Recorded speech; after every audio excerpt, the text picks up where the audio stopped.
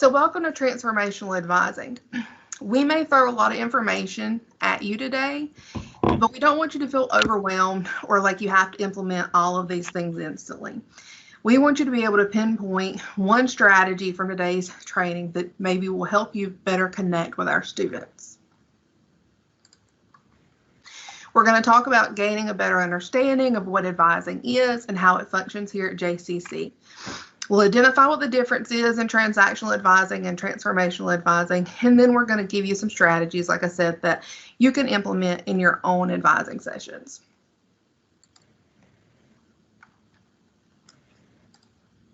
So take a minute to look at the Nakata concept of advising. Nakata is the global community for advising. It's our association, and so this is what they have proposed as the overall concept of academic advising. Go through and read that, and as you do, think about what words stick out to you and how those words relate to what you may do as you serve students in the classroom or in whatever your roles are beyond that.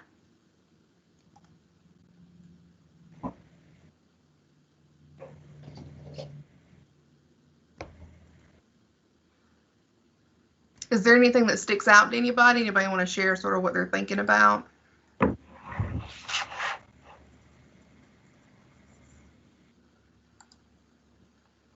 So some of the things that stick out to me, you've got teaching, learning, motivation. Those are things that we typically think about as what happens in the classroom. But these are concepts that apply to our advising sessions as well. We are teaching our students how to navigate the higher education process.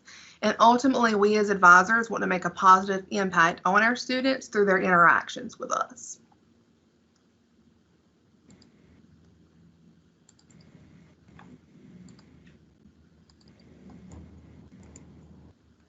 Hi, everyone. So I want to go over a little bit about what advising currently looks like at JCC. So we have what's called a shared structure and a split model. What that means is that we have full-time advisors as well as faculty advisors. And some of them are in a centralized location, so like the Student Success Center, that's where the full-time advisors are located. And some faculty advisors advise in there as well. But then we also have faculty advisors who advise in their office. So it's one of the more prevalent ones. And I'm just going to go over a little bit about how it's divided up. So for college transfer and pre-health sciences, these are the students that the full-time advisors see. And this all in the Student Success Center. And it's also USET faculty are the ones who advise these students as well. And they also are located in the Student Success Center during non-virtual advising times. The other programs, all the applied science programs, advise in their area. And on our website, we have a link that will show all the academic advisors across campus. So students can use that to identify who their advisor is, their contact information, and where they're located as well. So that's a good resource for students, but also for other faculty. If you're talking to a student and they're thinking about a different program, you can help direct them to the appropriate area.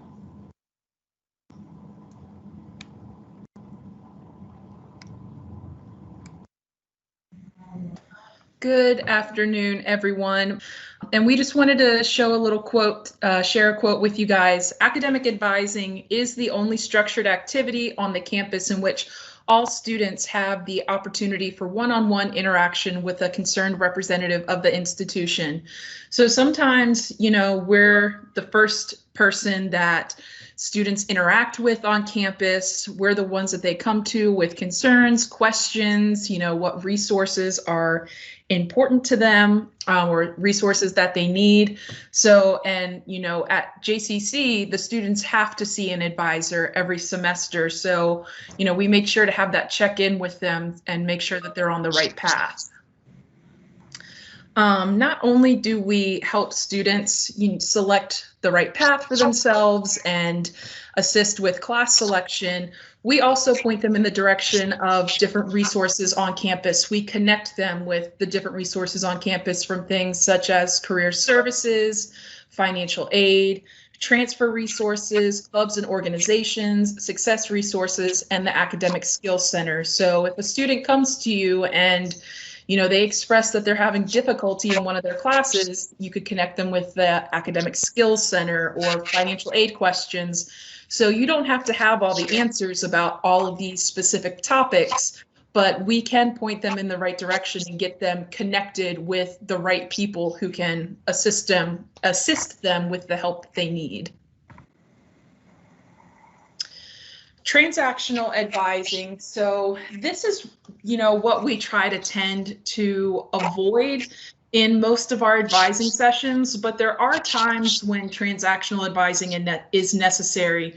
And what transactional advising is basically just giving the student the information, telling them what to do, telling them what classes they need, helping them schedule their classes. It's more just giving them that basic information.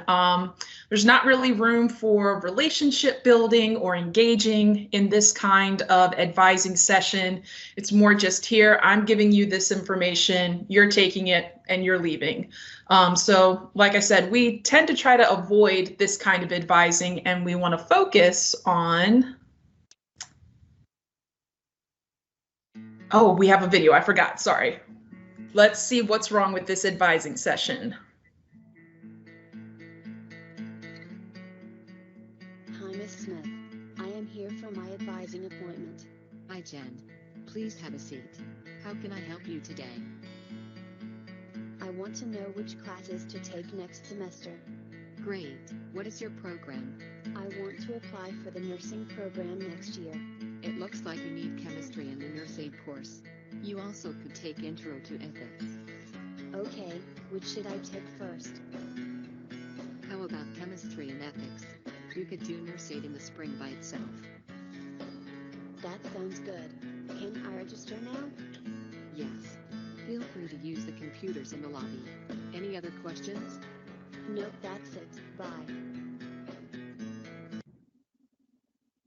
So feel free to chime in with this. You can either type in the box, or you can unmute yourself and speak. But what do you guys think was wrong with this advising session, or could have been handled differently?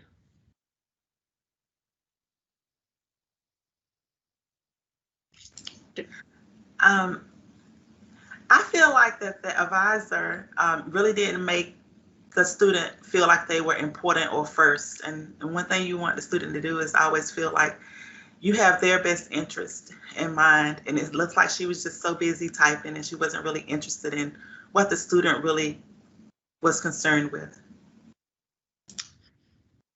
Yeah, it's something to note is that that advisor, they just stared at their computer the entire time, and they didn't even really make eye contact with the student. Does anyone else want to chime in and say what they think is wrong or that the advisor could have done differently?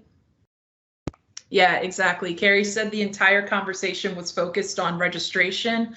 The student mentioned that they were interested in applying for the nursing program, and so there was no real check-in to see how the student was doing, how they're handling their classes now.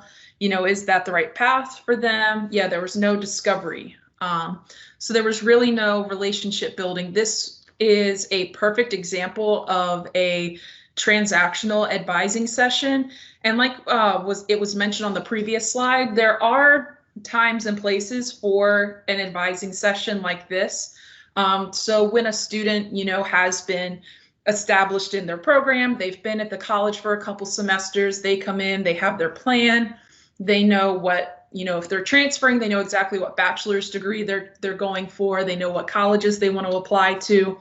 In that situation, it can be appropriate sometimes to just be like, okay, you're on the right path, you know what you're doing, maybe check in a little bit and then say, yeah, these classes look good. So there are times and places for transactional advising, but what we really want to gear towards more is transformational advising. And transformational advising. So, there was a study done and it's asking, what do students want out of their advising session? What are they searching for when they meet with their advisor? And that's empathy, warmth, support. You don't get those three things that often in a transactional advising session. So how can we deliver on transformational advising? What does that look like? So building relationships with the students, when they come in your office or when you're speaking with them on the phone or through a Zoom chat, ask them how they're doing. Ask them how this semester is going for them. It's not just here, these are your classes. All right, the advising session over. Use open-ended questions to really get them thinking about, what is the program that they're in? Is that the right one that they want to do? What, career have they always had in mind? Just trying to get them, their gears turning and their minds thinking about what it is that they want to study and what it is they really want to do in life. So yeah, go beyond those registration questions, discuss their goals with them.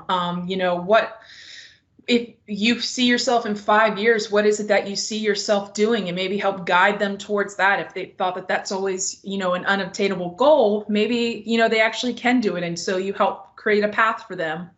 Discuss their outside life with them. So work, family, other responsibilities. How do they balance all of that? Plus their schoolwork and going to class.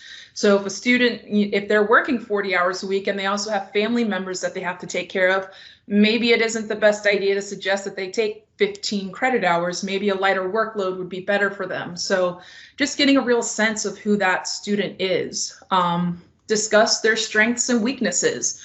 If a student, if they're interested in the engineering program, but they've never really done well in math, they have no interest in math, maybe, going into it, trying to get a bachelor's degree in a program where you have to go up to Calc 3 and differential equations, maybe that isn't the best one for them. Maybe we can help them discover another strength of theirs, another passion of theirs. So dig deeper. That's part of having those tough conversations of, is this path the right one for you? Should we look at some other colleges that you might be interested in transferring to? Should we look at some different bachelor's degrees? Let's really dig deeper and figure out what is right for you. Read between the lines. You can really get a sense of the student when they come in your office. If the classes that they're in aren't working for them, if they're really struggling balancing their class load plus their, outside life responsibilities. Maybe you do have to have that tough conversation with them of, let's choose a different path for you, or let's think about lightening the class load that you take next semester. And then making meaningful referrals and encouraging campus connections. So if you're with a first generation student who is receiving the Pell Grant and you notice they could just use a little bit more support, maybe connecting them with TRIO on campus, or you notice that they could use, they're really lost and they're struggling to figure out what it is they want to do, referring them to career services. It's all about building those connections, building those relationships, and, helping these students get connected with the right offices that they should be connected to.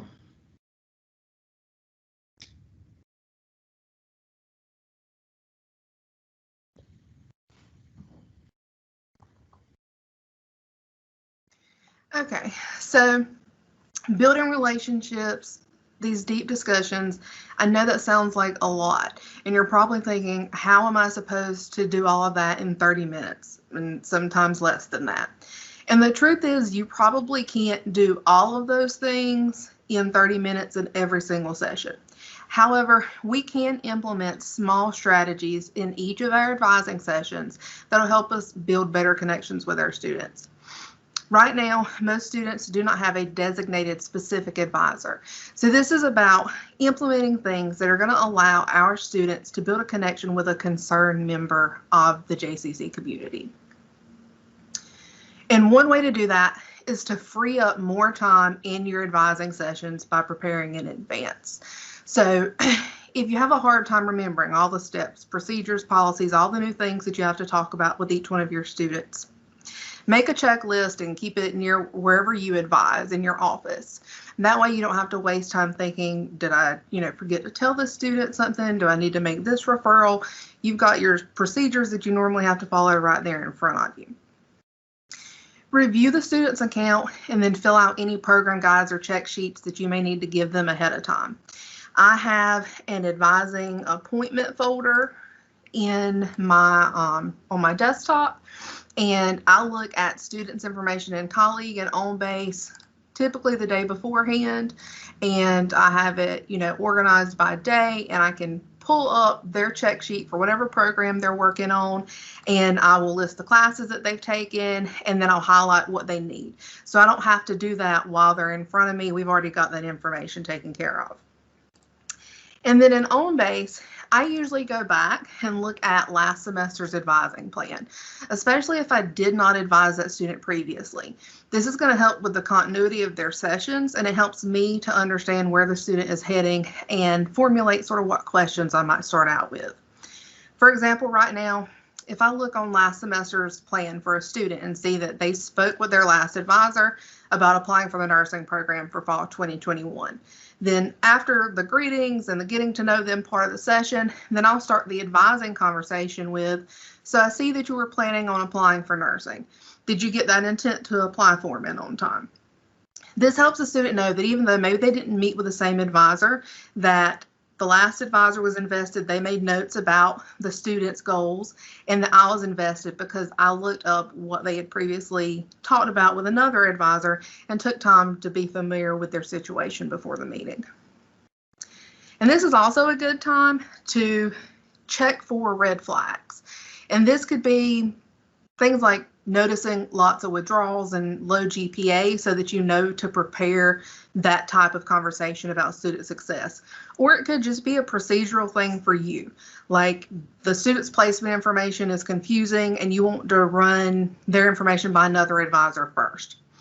If you know nothing about the student beforehand and you go in blind, then you're going to have to spend the majority of your 30 minutes data gathering, investigating problems, maybe reaching out to other people, rather than actually being present and available in that moment for the student. Another thing that you can do is to make an advising toolkit. So I have everything I need in convenient locations. For example, I'm going to pull up. So I have my toolbar, it's full of bookmarks. And then I've got a folder right here specifically for advising with things that I might need to share with students. I advise for pre-health students. So I've got the information session, nurse aid, the CPR class, but then I might also advise for other students. So I have things that are going to be helpful. And then I also have my resources to share with other students. Study skills on YouTube. So just anything that I found that I'm sending out or that I need to access, I keep it handy. And if you don't advise all the time, then, maybe make that folder and you can hide it and then you can put it on your toolbar whenever you are advising. And I do the same thing in my advising appointments folder. I have a resources folder where I download anything, any updates that are sent to us, any guides that I make for myself. I keep those types of things saved so that I know where they are. We're getting so many emails and so much information. It's just good to have that type of thing organized, and it makes it easier for your advising sessions. Anything that can really free up your time is going to allow you more time in your session to build your connection with your student. And then being mindful. It sounds so simple, but you want to be mindful of yourself and your thoughts and the things that you're doing when you're advising. Like that transactional advising video, the advisor was in her computer, she was typing away. I don't think she looked up at the student once. So it's easy to get into the grind, especially when we have appointments back to back, emails coming in left and right, people messaging you on Teams. A lot is going on. But the more that we're thinking about all those other things, then the less we're able to think about the student that's in front of us. So take a moment before each advising session to clear your mind of the last student, their issues, whatever questions they had. Clear your mind so that you're fresh and you can focus on the next student, whether it's closing your eyes, doing some deep breaths for 10 seconds, whatever works for you. Have a clean slate for the next student. All of this is so that you can focus on whoever you have in front of you. They don't know that you have 3 meetings tomorrow. You're teaching 100 students. They don't know that they are the last student in a line of 10 students that you've already met with that day. They just know that this is their time in front of a representative from our college to discuss their goals and plans. And each of our students deserve the same focus and attention. And they can tell if we're concentrating on them and their issues, because if you are, it's building that trust and that connection. They know you're invested in their success and that they have your support. And then that leads to the next strategy. If you can't implement anything at all, at least implement this. Be warm and inviting whenever you meet with a student. Greet them by name. Be kind, empathetic. Use those active listening skills to pay attention to what they're saying and what they aren't saying. There's a theory of advising called appreciative advising, and there are like 6 or 7 various stages within it. But the very first stage is called disarming, because in order for us to be able to have those conversations where we talk about goals, or we get a student to open up and tell us they're working 30 hours, have 2 kids, and are trying to take a full-time course load, we've got to break down some barriers first. And so we do this by connecting with them, building that rapport, and gaining their trust. And you can disarm them by asking about their interests, what they have going on in life. Find whatever point of connection that you can. You may see, if we're on Zoom, they may have a cat walking around in the background, or maybe they're wearing a certain band t-shirt. Talk to them, ask them those questions about those things so that they can see that you're interested in who they are as a person. And then you can also disarm them by setting up your environment to be inviting in general. Normally, if we were in the office, this would mean you having pictures of your family or pets or whatever interesting little knickknacks in your office. However, with the virtual world, it can be as easy as an interesting background on Zoom or Teams, whatever you're using. Something to liven the mood, help them to see that you're a regular person too. During the summertime, I was trying to advise from my kitchen table. I have a cat. She would hop up on the table, get right in front of the camera, and just completely take all of my advising sessions off the rails, because then the students would be like, what kind of cat is that? And what's its name? And so anything that you have that's just going to make you be able to have a personable conversation with a student that's not all strictly business, GPA classes, that type of thing.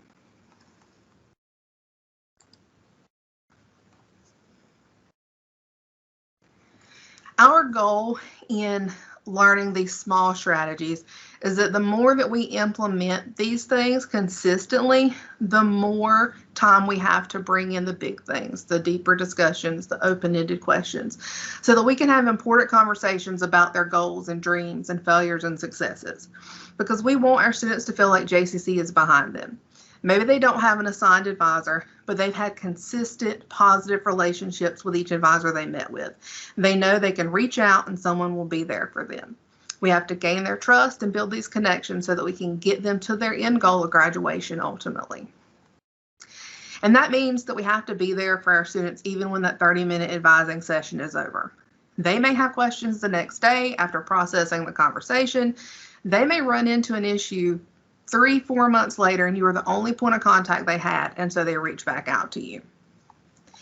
So how can you stay connected to students after the session? One thing that can be done departmentally is implementing something like an advising communication plan. These are plans for sending out targeted emails to students at specific times. So you could be targeting your brand new students or your students about to graduate, or maybe it's all your students and you're going to send them out at the 25%, 50%, 75% points of the semester. And it can be as simple as, hey, this is XYZ department checking in on how your semester is going. Here are some resources you might find helpful during this time. Let us know how we can help you succeed. Utilizing technology to make all your communication easier and quicker. I keep a Google Doc of canned email responses pretty much every question I get that I have to repeat, I put it on that document. It's like 15 pages at this point.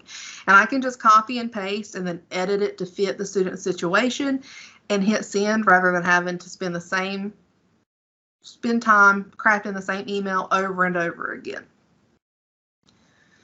If it's a busy time of year for your department, or you're going to be unavailable for a long period of time, like spring break coming up, or you're not teaching over the summertime, make sure you have an away message on your phone and your email. Thank you for your email. Advising is in full swing. We hope to get back to you within 24 hours. Something like this in a normal time that's just busy can help a student understand that if you don't respond right away, that you're going to, and it just because you didn't respond instantly doesn't mean that you're ignoring them. And anytime that you're not going to be available, make sure that there is a connection point for the students. You can include the contact info to someone who is available, or even forward emails to someone who has agreed to be available. If you are, for example, one of our USET faculty members and you advise for pre-health or transfer students, and you need to connect a student with someone because you're just not going to be able to answer that email, you can send them to our advising email box. We've got it there on the screen. I personally check that box daily, Monday through Friday. We keep it checked during the holiday breaks as well. So if you aren't going to be able to connect, you see it's, been a couple of days and you just don't have time to do it, you can send them to us. I'm not saying send every single email that you get, but in times of desperation, we don't want these students to fall through the cracks. And if you're not one of our advisors for those areas, maybe speak with your colleagues and determine sort of what your student needs are and what your needs are as an advisor to come up with a system that would work for you to make sure that anytime a student reaches out to us, we're connecting them with someone who can solve their problems. We don't want them to lose that trust that we spent so much time building, especially if, it's really just, it takes a lot of work to build these relationships with students, and the smallest things can sort of make, crumple those relationships.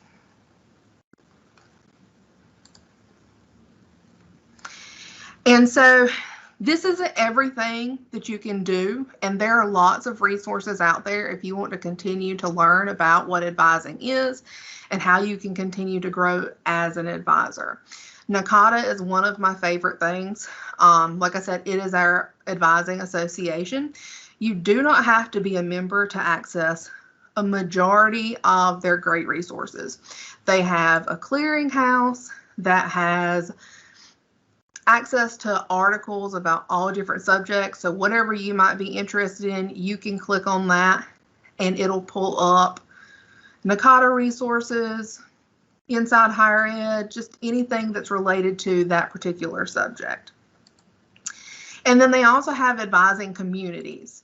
Now, you have to be a member of Nakata to join these communities, but I will, even when I didn't have a membership, I would prowl around on here because some of these communities have lots of really good information just on their homepage. So you can go and look at whatever community you might be interested in learning more about and see that they had, some webinars and they're free for you to watch on their community page.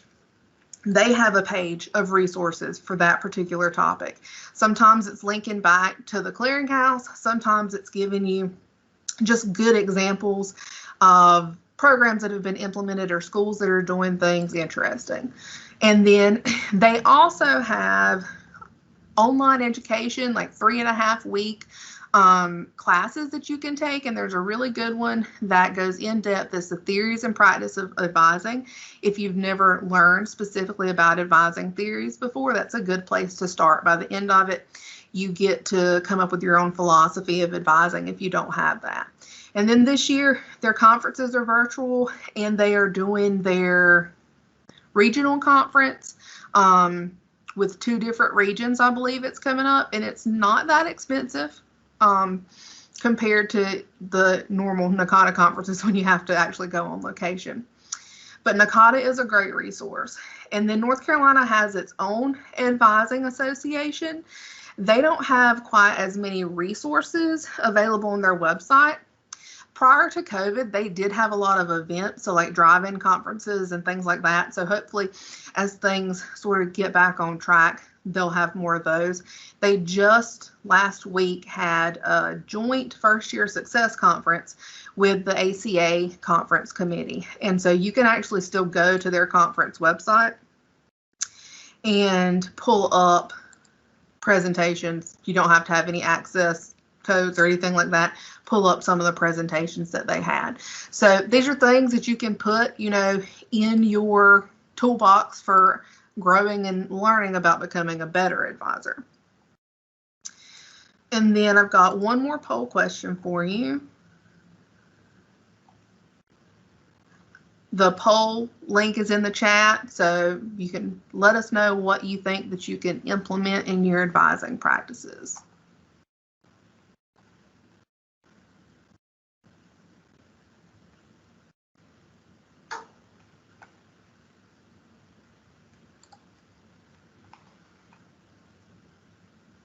Right now, we've got preparing in advance at 100%. Oh, building rapport coming in.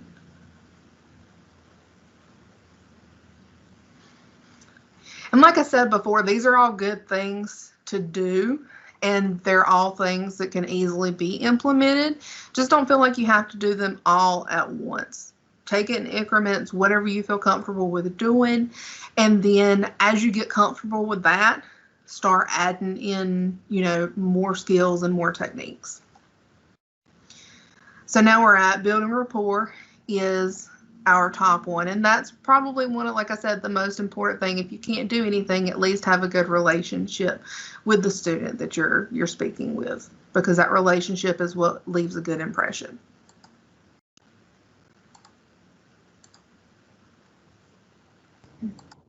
So what's next for advising at JCC? One thing that's very exciting is we are definitely having more professional development training opportunities coming out for faculty and advisors. So be on the lookout for that. It'll be coming from our advising email. Completing these will count towards your yearly professional development. So definitely, I feel like this will help a lot with expanding your knowledge on advising, as well as helping students and our overall goal of student success.